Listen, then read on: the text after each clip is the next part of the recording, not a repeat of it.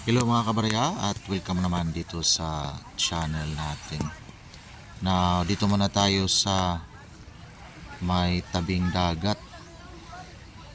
Dito may mga mangrove, mag-tree planting kasi yung mga kasama natin. So dito muna tayo. Naalala ko lang yung may verse sa Bible, yung Genesis 1:1. Sabi ng Bible, in the beginning God created the heaven and the earth. Dito nakita natin yung dagat saka yung mga clouds. This is to remind us that God as creator of all these things, God in His omnipotent power created things out of nothing.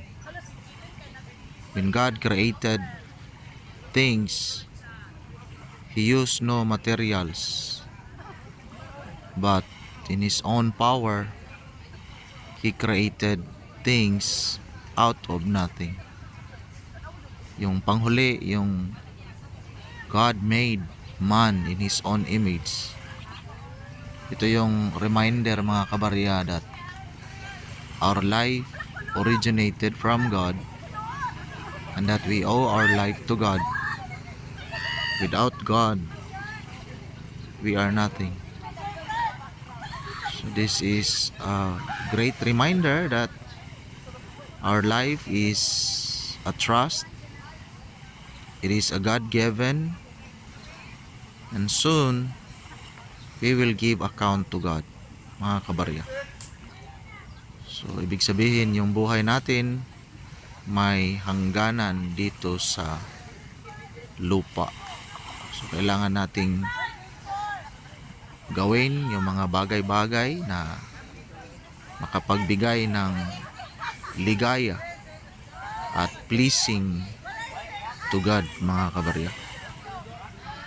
Sa ngayon, pa-sunrise dito sa amin. So at least may makita tayo na hope. Kung gano'n man yung struggle sa buhay mo ngayon, yun yung titinan natin na lahat ng bagay may hangganan. Whatever kinds of situation you have now, just ask God's grace, favor, and protection. Yan lang po at God bless.